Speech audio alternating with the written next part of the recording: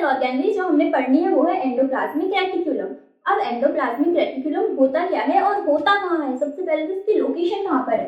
देखो जो हमारा न्यूक्लियस होता है ना, उसी के चारों तरफ इस तरह से कुछ स्ट्रक्चर्स होते हैं, देखे है ना, इस तरह से जब हम सेल बनाते हैं तो इस तरह से कुछ कुछ तो हमारा स्ट्रक्चर देखने को लिए हमें मिलता है।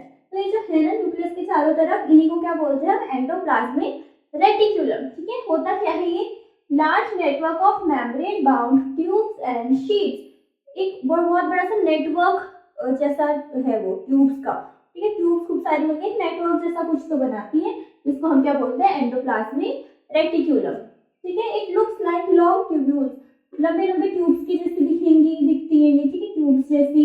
या फिर इसका शेप हो सकता है राउंड, ऐसा गोल गोलाकार होती है, या ऑब्लोंग होती है इस तरह से। ठीक है, बैग्स, ऑब्लोंग बैग्स या वैसे। इसके अंदर भरा होता है कुछ फ्लूइड, ठीक है, लिक्विड जैसा जेली लाइक कुछ इसके अंदर भरा होता है।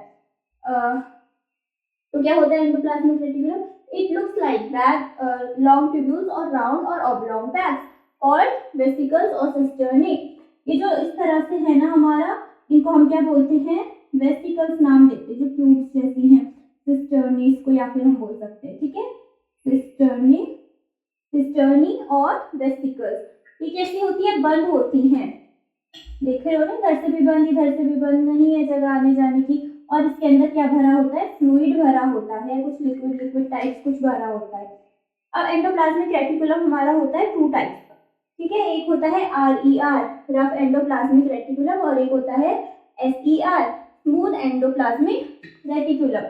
इन दोनों में डिफरेंस क्या है, देखो कुछ एंडोप्लाज्मिक रेटिकुलम होते हैं इसमें ना बीड्स जैसे इस तरह से कुछ तो स्ट्रक्चर होते हैं, जिनको हम क्या बोलते हैं, इनको हम बोलते हैं राइबोसोम। ठीक है, ऐसे ऐसे स्ट्रक्चर चिपके होते हैं इनमें कुछ एंडोप्लाज्मिक रेटिकुलम में। तो ये थोड़े रफ से दिखाई देते हैं, जब इसको माइक्रोस्कोप से देखते हैं तो रफ दिखाई देते हैं, तो इसलिए इनका नाम पड़ गया रफ एंडोप्लाज्मिक रेटिकुलम। और कुछ एंडोप्लाज्मिक रेटिकुलम होते हैं जिसमें राइबोसोम्स नहीं होते, बिल्कुल एकदम प्लेन होते हैं, स्मूथ से, तो इसलिए इनका नाम पड़ गया स्मूथ एंडोप्लाज्मिक रेटिकुलम। अब देखते हैं इनको एक एक करके। ठीक है, एंडोप्लाज्मिक रेटिकुलम 2 तरह के होते हैं, एक होता है RER और एक होता है SER rough endoplasmic reticulum and smooth endoplasmic reticulum. Rough endoplasmic reticulum क्या होता है, appears rough due to ribosomes attached to its surface. इसके सरफेस पे क्या होते हैं, राइबोसोम्स।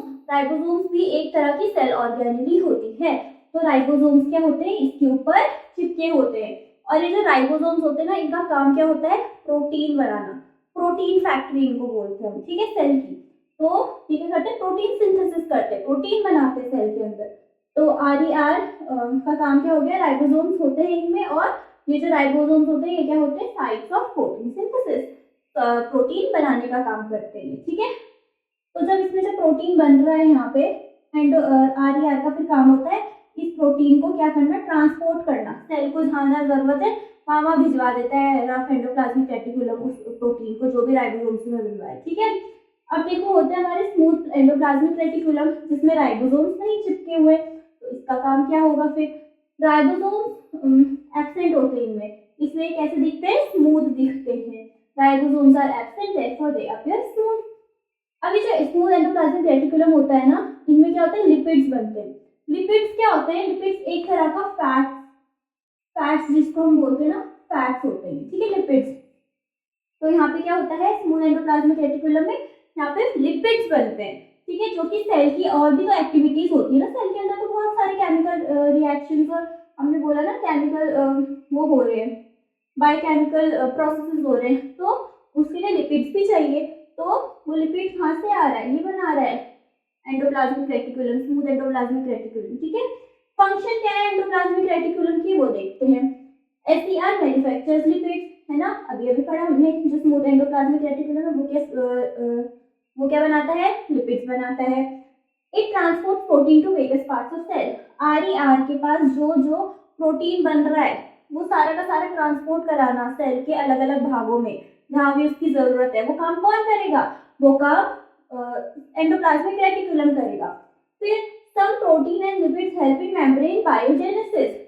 मेम्ब्रेन बायोजेनेसिस क्या होता है, हम जब सेल मेम्ब्रेन के बारे में पढ़ रहे थे तो हमने क्या पढ़ा था, ये जो सेल मेम्ब्रेन है ये किस चीज की बनी हुई है, हमने पढ़ा था ये सेल मेम्ब्रेन बनती है प्रोटीन एंड लिपिड्स की, है ना, प्रोटीन और लिपिड की। अब ये सेल वॉल जो मेम्ब्रेन है इसको बनाने के लिए प्रोटीन और लिपिड कहाँ से आ रहा है, यहीं से तो आ रहा है एंडोप्लाज्मिक रेटिकुलम से, क्योंकि यहीं पर ही तो बन रहा है ये दोनों चीजें, ठीक है। तो मेम्ब्रेन बायोजेनेसिस क्या होता है, मेम्ब्रेन की फॉर्मेशन, मेम्ब्रेन से बहुत सारी चीजें बाहर अंदर आती जा रही है, मेम्ब्रेन को स्ट्रेच भी होना है, मेम्ब्रेन कभी कभी खराब होने लग जाती है ना, पुरानी हो जाती है, तो उसको रिपेयर करना कौन करेगा, ये सारा काम लिपिड्स और प्रोटीन्स करेंगे, क्योंकि इसी की तो बनी है। और लिपिड्स और प्रोटीन्स कहाँ से आएंगे, एंडोप्लाज्मिक रेटिकुलम से आएंगे, क्योंकि यहीं पर ही तो बन रहा है ना। तो some proteins and lipids help in membrane biogenesis and some act like hormones and enzymes. अब हम बोल रहे हैं कि हमारा सेल होता है ना, उसके अंदर बहुत सारी केमिकल एक्टिविटीज होती है, तो उन केमिकल एक्टिविटीज के लिए हार्मोन्स और एंजाइम्स की भी जरूरत पड़ती है। तो ये जो लिपिड्स और प्रोटीन्स यहाँ बन रहे हैं ना, ये लिपिड्स और प्रोटीन्स कभी कभी हार्मोन्स की तरह और कभी कभी किसकी तरह, एंजाइम्स की तरह काम करते हैं। अच्छा, हार्मोन्स, हाँ ठीक है, provide surface for many biochemical activities of the cell. ये जो एंडोप्लाज्मिक रेटिकुलम है ना, ये हेल्प करता है बहुत सारी जो केमिकल एक्टिविटीज सेल के अंदर होनी है ना, उनको स्पेस प्रोवाइड करता है, बोलता है कोई बात नहीं, यहीं कर लो, मेरे अंदर कर लो, इट्स ओके, ठीक है। तो क्या करता है, स्पेस प्रोवाइड करता है बहुत सारी बायोकेमिकल एक्टिविटीज के लिए, केमिकल रिएक्शंस के लिए, ठीक है। फिर it detoxify poisons and drugs.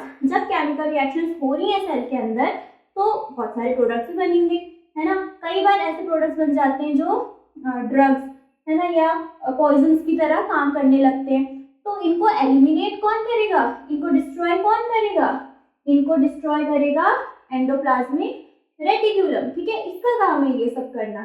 कई बार बाहर से हो सकता है कुछ पॉइजनस आ जाए सेल्स के अंदर, तो उसको डिटॉक्सिफाई कौन करेगा, एंडोप्लाज्मिक रेटिकुलम करेगा, ठीक है। तो ये क्या हो गया हमारा एंडोप्लाज्मिक रेटिकुलम। दो तरह के होते हैं, रफ और स्मूथ। रफ वालों में क्या होते हैं, राइबोसोम्स होते हैं जो क्या करते हैं, प्रोटीन बनाते हैं, और स्मूथ वाले क्या होते हैं, लिपिड्स बनाते हैं। इनमें राइबोसोम्स नहीं होते, इसलिए तो स्मूथ बोलते हैं इनको, ठीक है। फंक्शंस क्या क्या है इसके, लिपिड्स बनाना, फिर प्रोटीन को सेल के अलग अलग पार्ट्स तक डिस्ट्रीब्यूट करना, ठीक है। फिर जो लिपिड्स और प्रोटीन्स यहाँ बन रहे हैं वो किस में काम आ रहे हैं, वो मेम्ब्रेन बायोजेनेसिस में काम आ रहे हैं, है ना, या फिर हार्मोन्स की तरह काम कर रहे हैं, कभी कभी वो एंजाइम्स की तरह काम कर रहे हैं। और एक और इम्पॉर्टेंट फंक्शन क्या हो गया एंडोप्लाज्मिक रेटिकुलम का, डिटॉक्सिफाई करना ड्रग्स और पॉइजन्स को, ठीक है। तो ये हो गया हमारा एंडोप्लाज्मिक रेटिकुलम। अब हम देखते हैं नेक्स्ट ऑर्गेनेल।